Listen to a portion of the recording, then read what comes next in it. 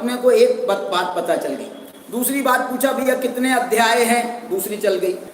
इसमें कितनी गाथाएं हैं, तीसरी चल गई। क्या विषय वस्तु है, इसका पता चल गया। और थोड़ा बहुत आपने जानकारी कर ली।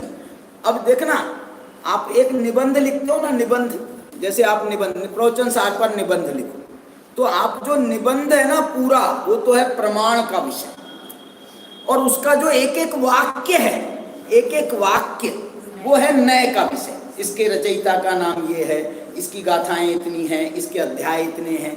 एक एक वाक्य जो है वो नए ज्ञान का विषय है, और पूरा निबंध वो है प्रमाण ज्ञान का विषय।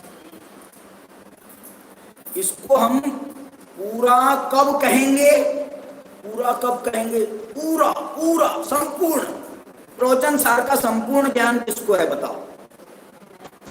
मुझे तो लग रहा है जो कुंद कुंद ने बनाया है ना, उनको भी नहीं है।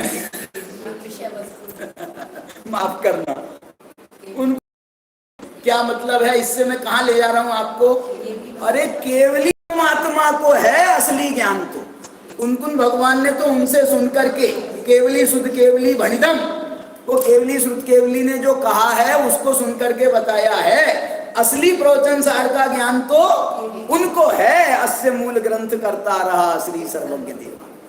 इसलिए ये प्रवचन सार का ज्ञान ये तो है प्रमाण, और उनका है प्रत्यक्ष प्रमाण, पूर्ण प्रमाण, संपूर्ण प्रमाण।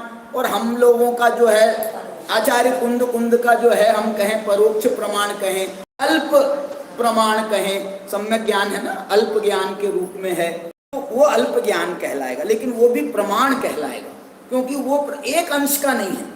हमने एक से ज्यादा अंशों का ज्ञान कर लिया है, 50 चीजों का ज्ञान कर लिया है, 50 चीजों का प्रवचन सार के संबंध में। तो ये ज्ञान में थोड़ी सी पूर्णता आ गई है, हमको उसका एक पूरा नॉलेज, जनरल सामान्य से पूरा नॉलेज हो गया है, इसलिए इसको प्रमाण कहा जाता है। इस प्रकार से जो है ये नए प्रमाण हमको वस्तु तक पहुंचाते हैं। नयों के द्वारा हम धर्मों का ज्ञान करते हैं, और धर्म धर्मी के आश्रय होते हैं, तो वो धर्मी का ज्ञान हमको उसके द्वारा हो जाता है। तो धर्मी का ज्ञान तो है प्रमाण, और धर्म का ज्ञान है नय। इस प्रकार से ये जो है नए प्रमाण की आपका ये लौकिक दृष्टि से अभी मैंने 2 दिन पहले एक उदाहरण दिया था। साल भर जो आप पढ़ाई पढ़ते हो, साल भर, वो क्या है, वो कौन सा ज्ञान है, वो प्रमाण नहीं है, वो नए ज्ञान है। क्यों? क्योंकि आप एक एक विषय पढ़ रहे हो, एक एक चैप्टर पढ़ रहे हो। फिजिक्स पढ़ा तो आपने एक चैप्टर पढ़ा, फिर एक एक चैप्टर का एक एक पैराग्राफ पढ़ रहे हो, उसको समझ रहे हो, एक एक फार्मूले पढ़ रहे हो, उसको समझ रहे हो। तो ये तो आपका चल रहा है नए ज्ञान। और जब आपका प्रमाण ज्ञान कब कहलाएगा, प्रमाण ज्ञान कब कहलाएगा, कि लास्ट में जब परीक्षा होगी तो भी अभी प्रमाण ज्ञान नहीं कहलाएगा। कब कहलाएगा? जब आप पास हो जाओगे, रिजल्ट नहीं, और रिजल्ट में फेल हो गए तो प्रमाण नहीं कहलाएगा। तो प्रमाण नहीं कहलाएगा।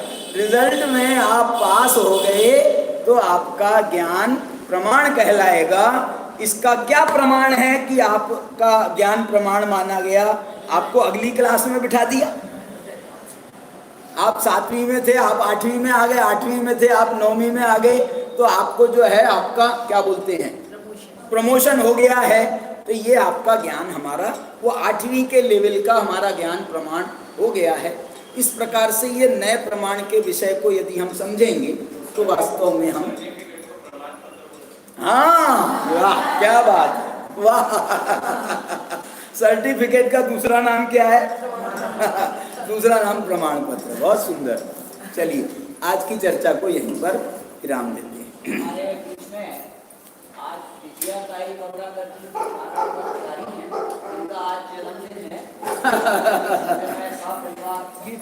आप तुरंत हमें मालूम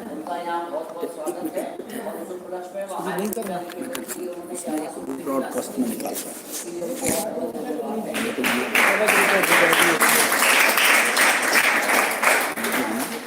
हाईलाइट है।